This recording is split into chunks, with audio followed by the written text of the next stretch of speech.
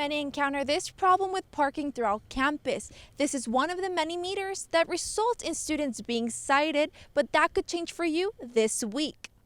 Dia de los Muertos does not celebrate death, but celebrates life of those who are no longer with us. How will residents recover from a situation like this?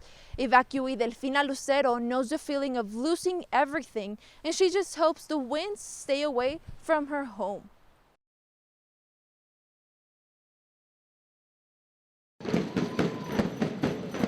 El Paso celebration of Dia de los Muertos involves many people dressing up and painting their faces like the symbol for Dia de los Muertos, La Catrina, the skull.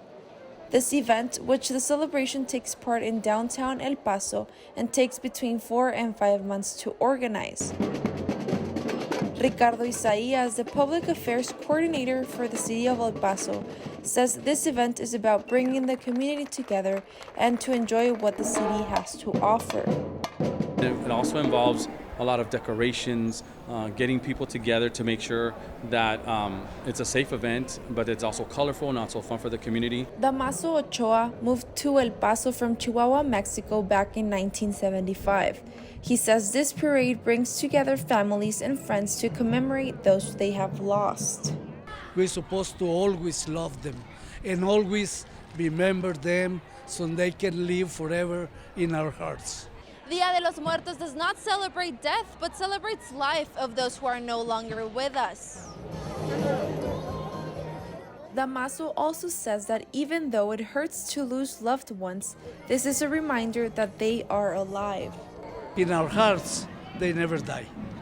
And it's a very beautiful festival, and it has a beautiful meaning. Karina, who lives in Las Cruces, is here for the first time. She says it is something very special since it's always been part of her culture. We celebrate by making an altar, putting candles and flowers and items and things that they like, their belongings also.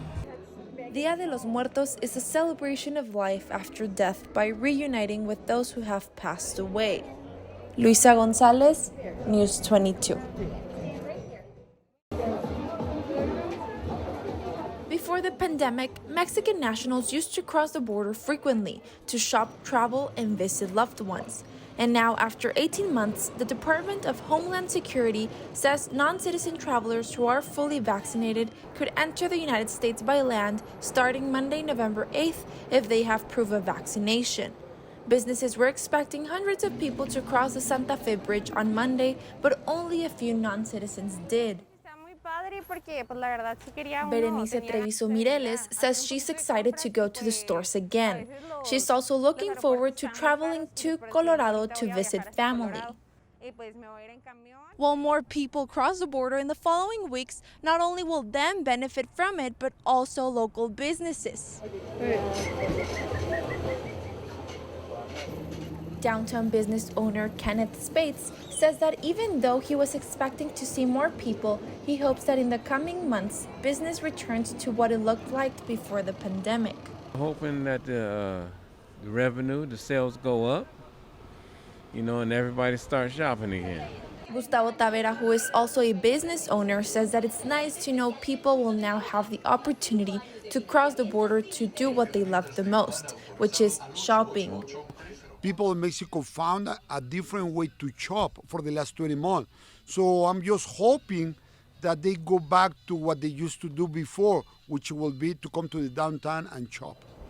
To help Mexican citizens get the documents they need to cross the border, the Mexican government has a website to download proof of vaccination.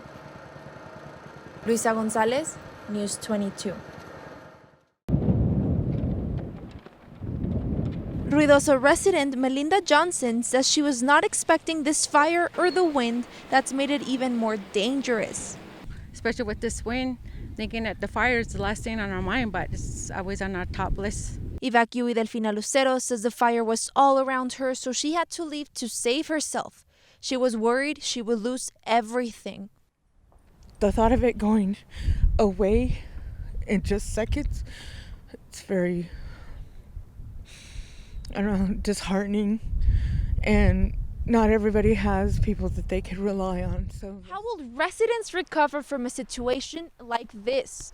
Evacuee Delfina Lucero knows the feeling of losing everything, and she just hopes the winds stay away from her home. Delfina was homeless, and she's been rebuilding her life for the past year.